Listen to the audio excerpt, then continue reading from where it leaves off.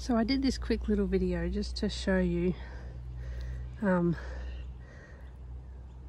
a perspective of gardening from someone who's vision impaired and can't always see things very clearly, or maybe not at all, or have a little bit of vision, but some people don't have any.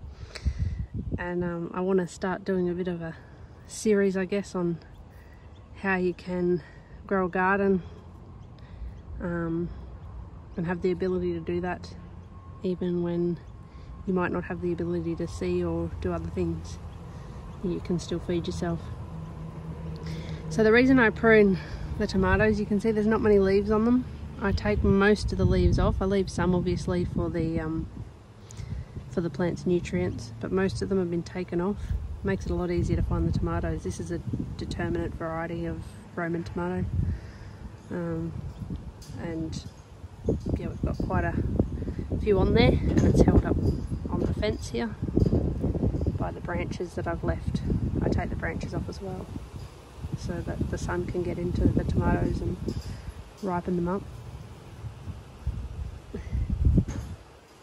This one you can see is a little cherry tomato. If you can't see, that's what it is. This looks to possibly be an indeterminate variety. I'm not sure because this came in a mystery tomato mix, but it is heirloom open pollinated.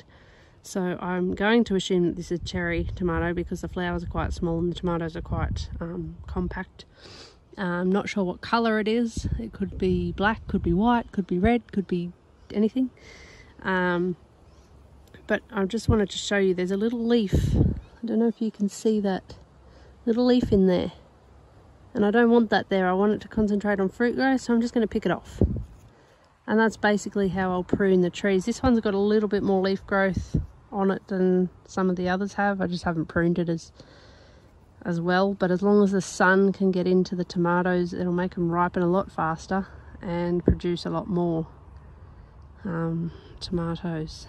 So I'm hoping that some of these tomatoes will be ripe by Christmas. Looks to like they will be. They're growing very, very quickly.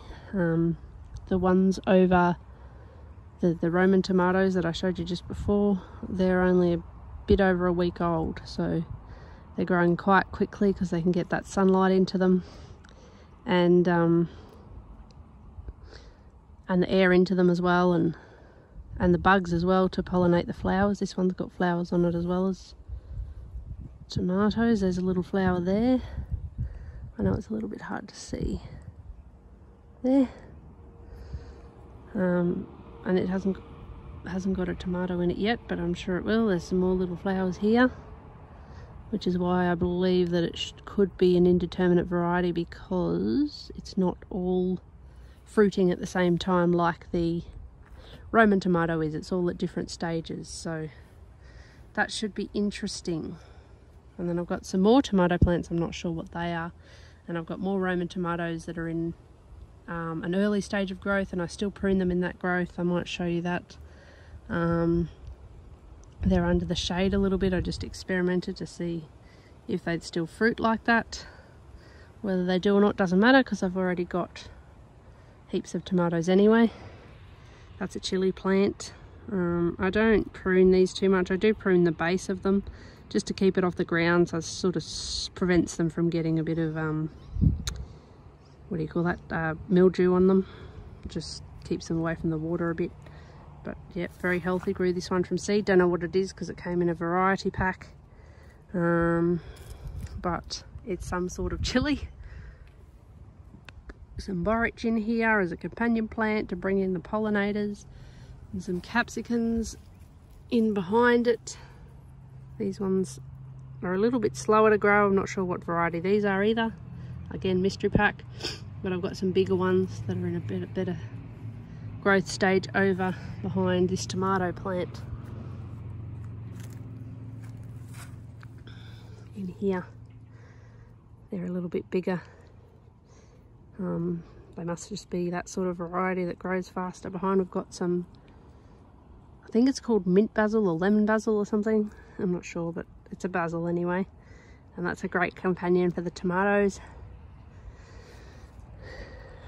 So that's that bed at the moment. I've got some more chilies and tomatoes in another bed. I might show you them. There's a cherry tomato and a few Roman tomatoes over there. So you can see with this tomato I've pruned it. That's a Roman tomato, and I've only really let the top grow. So I've got 2 branches on the top and all the rest I've pruned off, and then that will climb up this gate here once it gets big enough. And I know they don't like each other, but I had a snow pea plant, so I put it over there. This bed is very well fertilized, so they might grow happily together. Who knows? This is a bit of an experiment bed in here. We've got all sorts of things, like down here we've got a rock melon. I've got a few rock melon in here. I've got another chili plant here. It's a bit bigger than the other ones. Lettuce over there because it's in the shade, so lettuce doesn't mind it. Feverfew down here, a great herb. I might do a video on that when it flowers. Down in here, there we go. It's a really good herb for fevers, hence the name. And some yarrow in here also, and some basil over the back there. So yes, that's our little experimental garden bed. Just seeing what works and what doesn't. And yes, for those of you who are gardeners, I do know that tomatoes are supposed to be in the sun. I'm just testing that theory and putting them in full shade. Well, pretty much full shade. It's just some shade cloth over the top, just to see how they go. See if we get any fruit off them. If not, doesn't matter. I've got the other ones, so I'm just, putting what they say to the test, as they say. So that's pretty much how we grow tomatoes. We just prune them off so that they're concentrating on fruit growth rather than growing leaves, because they're useless to us. Can't eat the leaves. So we prune most of them off and let them grow up tall, and then they fruit quite well, and the bugs can get to the flowers. I know they are self-pollinating, but the bugs definitely do help pollinate them. We fertilise with just store-bought vegetable garden fertiliser and mushroom compost in this one, and the other one is just and horse manure, of course, because we've got plenty of it. The other one's got, the one with the bigger tomatoes are actually fruiting, has got horse manure, a bit of dynamic lifter, and some garden compost, and that's about it. It's sand that we just get around from here. There's a bit of weed growth in this bed. I tried mulching with sugarcane rather than wood chips, and I'm here to announce that I don't like that. There's a lot less weeds in the wood chips that come up. Possibly if I had to put some paper down first, we might have avoided that, but anyway, we're in a bit of a rush to get these plants in because they were needing to get transplanted out. But apart from that, the plants seem to be doing alright. The lettuces have tripled in size since we got them. They're about a week, 2 weeks old maybe, not even that, I don't know. Yeah, so everything's doing well.